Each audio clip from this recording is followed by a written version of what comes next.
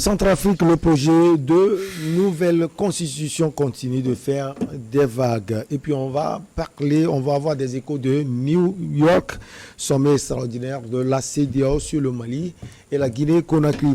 CEDEAO, Mali, nouveau bras de fer sur l'affaire des 49 militaires devenus 46 Ivoiriens. Et puis on termine par le Togo. Le gouvernement plafonne le prix des articles scolaires. Nos invités sont en place. D'abord, Firmin Teko Agbo, chroniqueur politique, directeur du Centre de recherche et de géopolitique internationale. Firmin Teko Agbo. Bonjour, cher ami, ça va? Oui, ça va, bonjour, Michel Takwa, merci de m'avoir invité. Tout va bien? Oui, tout va bien, par la grâce de Dieu. Nous avons également Gabin Adjao, juriste de formation. Il est analyste politique également. Jeune Gabin, ça va? Oui, salut grand frère, ça va. Aujourd'hui, c'est autre chose, quoi. Oui, c'est un autre jour.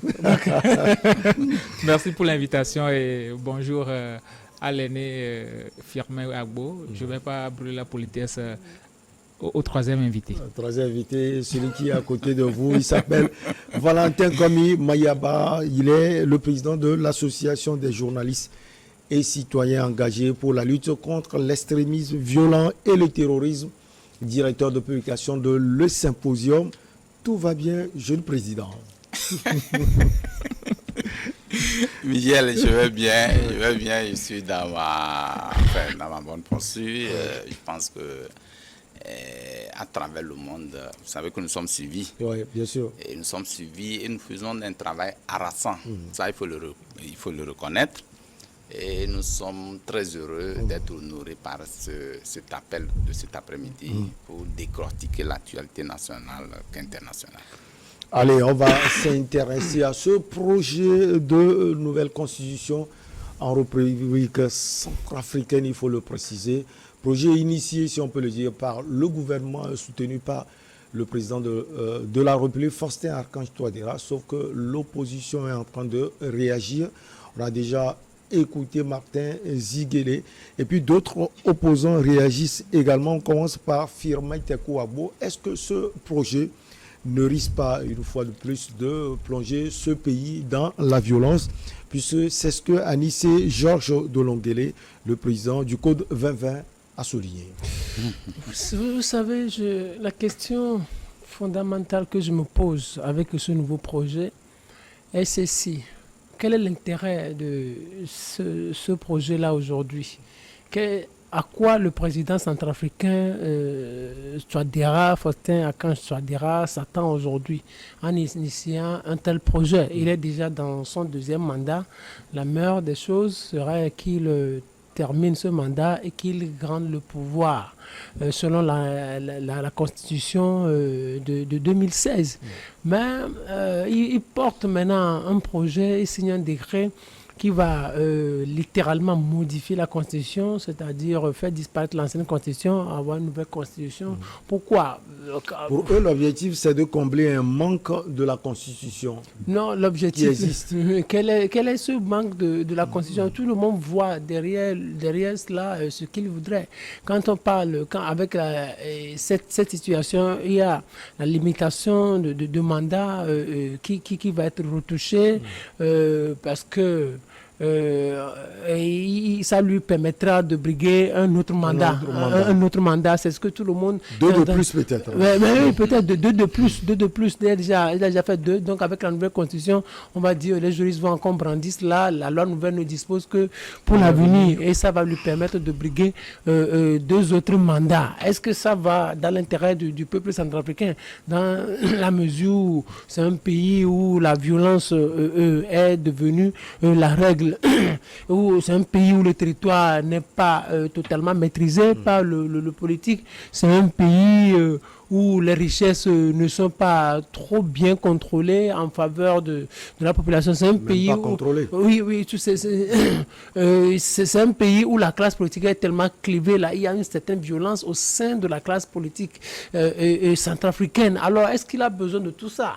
Je pense qu'il y a un bloc républicain qui dit non à cette nouvelle constitution. Il y a les partis politiques, il y a la société civile également. Et qui disent non à cette nouvelle modification parce que ça va plonger une fois encore le pays dans une certaine violence incontrôlée. Pour le moment, on n'a pas besoin de ça. Regardez, dans ce pays, il y a un bloc républicain qui ne veut pas de cette nouvelle aventure constitutionnelle.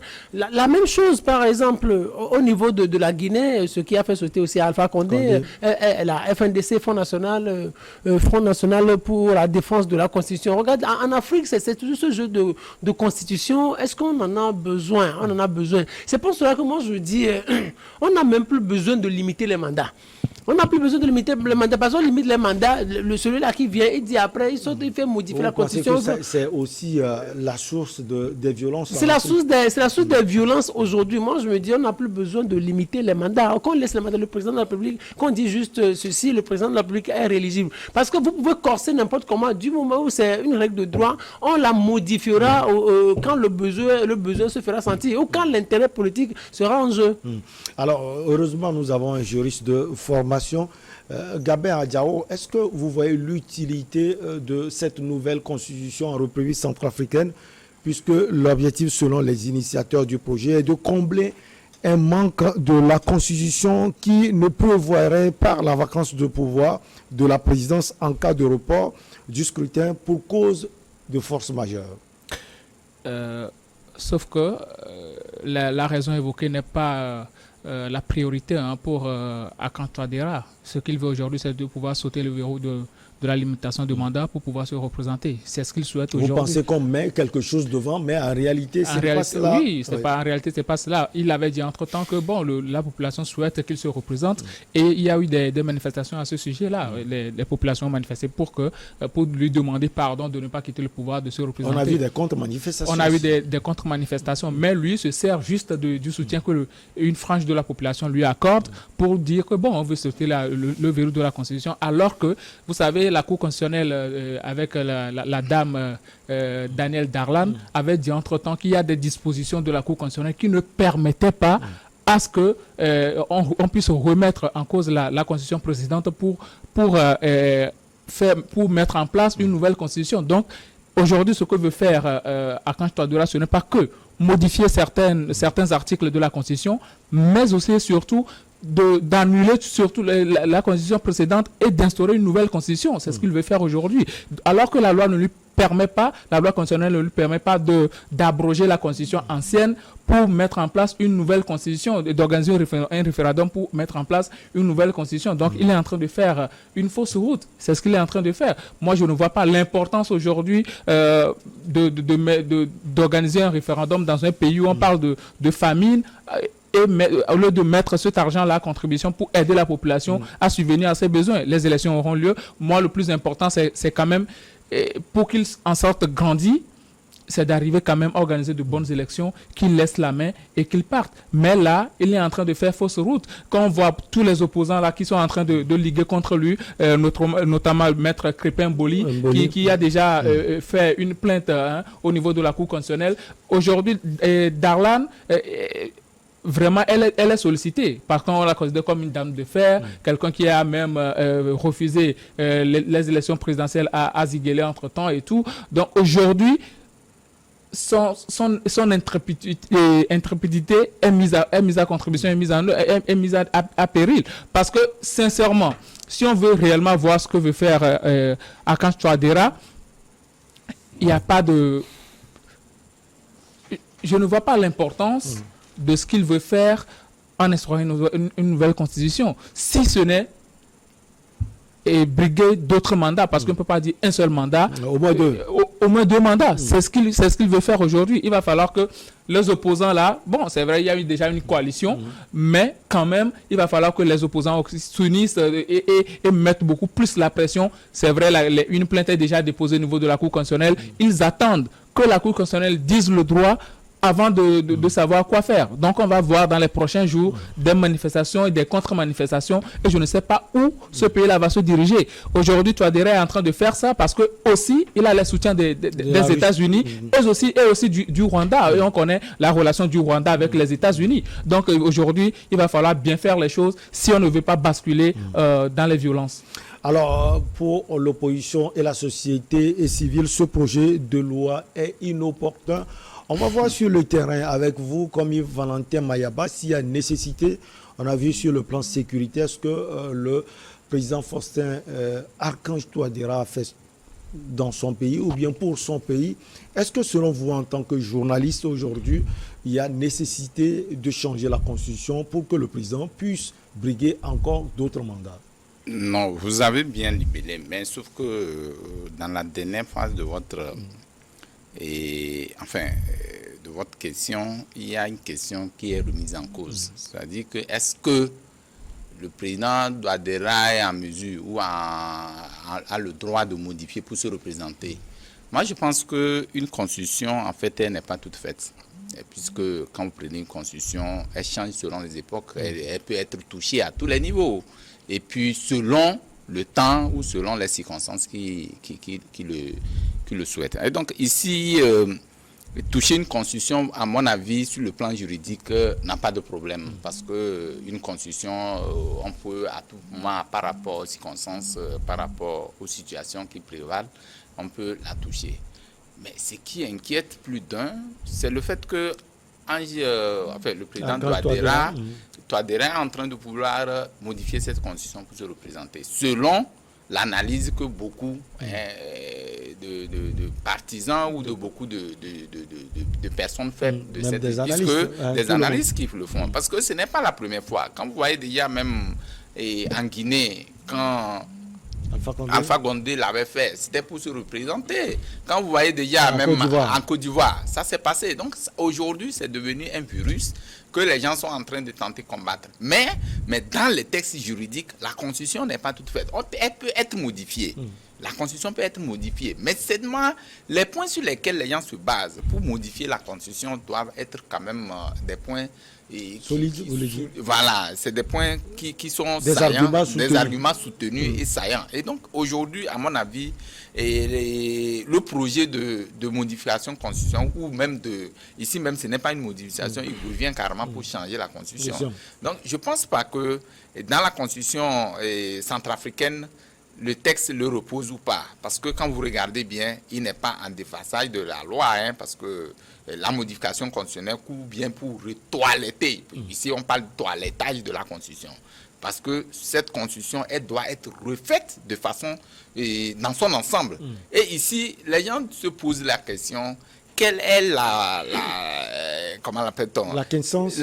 Justement, qu'est-ce qui sous-tend cette modification ou cette réforme de la Constitution. Ici, les gens se posent des questions parce que de façon beaucoup plus visible, les gens pensent que Touadéra est en train de vouloir peut-être se représenter avec peut-être 2 fois, puisque si le compteur est à nu ou le compteur à 0, il faut revenir comme ça se passe ailleurs. Parce que est-ce qu'il y a nécessité, selon vous? Non, la nécessité, je ne peux pas dire oui ou non. C'est pourquoi j'ai, dans le décor, en le plantant, j'ai dit que la nécessité, selon les contextes, selon les préoccupations et selon les urgences qui prévalent. Maintenant, est-ce que, dans le cas actuel, est-ce que Touadéra est en mesure ou en proie de changer cette constitution pour le bien du peuple centrafricain? Je ne le saurais le dire, mais à voir les contestations de part et d'autre, vous allez plus savoir qu'il le fait juste pour un motif, pour des motifs inavoués, et que lui-même maîtrise et qui sait qu'en le faisant, ça peut être bénéfique à lui, non au peuple centrafricain. Mais c'est ce que nous déplorons. Est-ce que il y a une nécessité de modification constitutionnelle en ce cas de figure? Je ne le pense pas. Mais ce que nous demandons, la modification constitutionnelle réside ou existe dans la Constitution ou dans les lois qui existent dans ce pays-là ou dans tous les pays que je sais. Bon, maintenant, je vais chuter. Maintenant, le projet de modification ou de réforme de la refonte même de cette constitution-là repose sur des trucs clichés que personne ne maîtrise. Est-ce que c'est seulement, et puisque vous avez vu, même dans le truc, vous avez vu que même beaucoup de manifestants sont, et puis il y a des contre-manifestants pour dire que, puisque ça se passe ailleurs, on dit que non, que c'est le peuple qui demande et en même temps, c'est des pubs formatés. ouais. Voilà, c'est des pubs formatés. Et en même temps, il y a d'autres qui sortent pour dire non, que si c'est ça, ça se passe ailleurs. Mais je dis que dans nos États africains, nous n'avons pas besoin de ce feuilleton-là. Il faut que les choses soient balisées de façon à ce que les gens ressentent le besoin qui est le sien.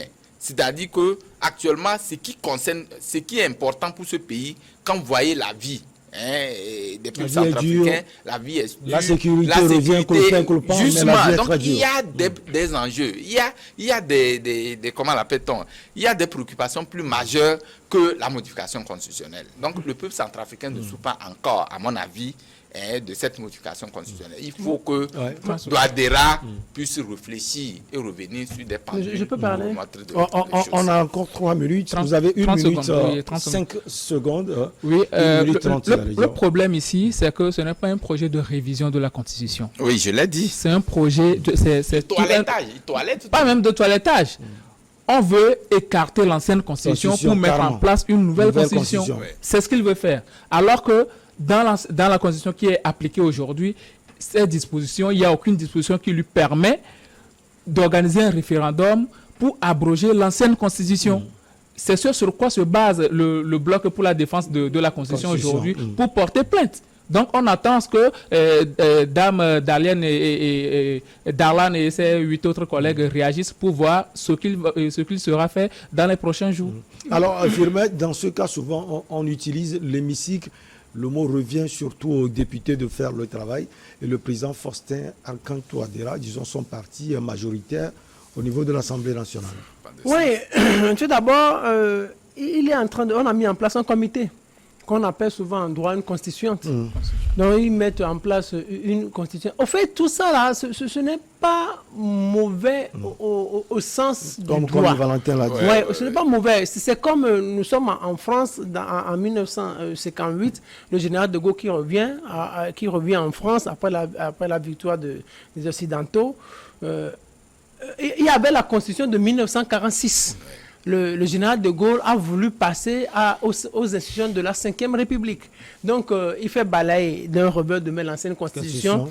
Et maintenant, il met en place une constituante qui a réfléchi à rédiger une nouvelle constitution. Donc, on a mis en place une nouvelle constitution qui a été votée par référendum en septembre et a été adoptée le 4 octobre 1958. Donc, ça, ce n'est pas mauvais ce qu'il est en train de faire. Il peut dire, bon, l'ancienne constitution, peut-être ça ne s'adapte plus aux réalités.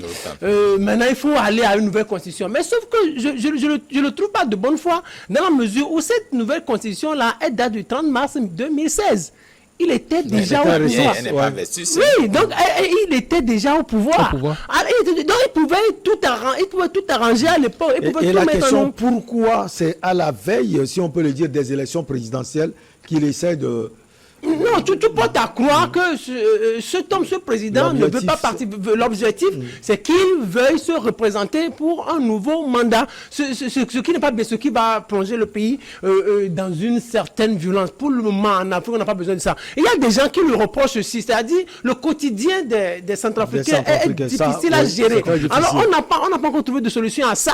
Et maintenant, on pense à avoir une nouvelle constitution. Si c'était juste une simple révision, les gens auraient compris. Maintenant, ici, il veut passer à une nouvelle constitution. Regardez, ce qui est bizarre, il y a le vice-président de l'Assemblée nationale qui est le porte-parole de son parti, Mouvement Cœur Réuni, qui dit l'on ne saurait demander à n'importe quel président d'une république d'améliorer tout d'abord les conditions de vie de son peuple avant de procéder ultérieurement à une révision de la constitution. Les actions en faveur du développement doivent se mener de façon concomitante. Mais c'est-à-dire, il est en train de blaguer. Regardez, la situation était simple.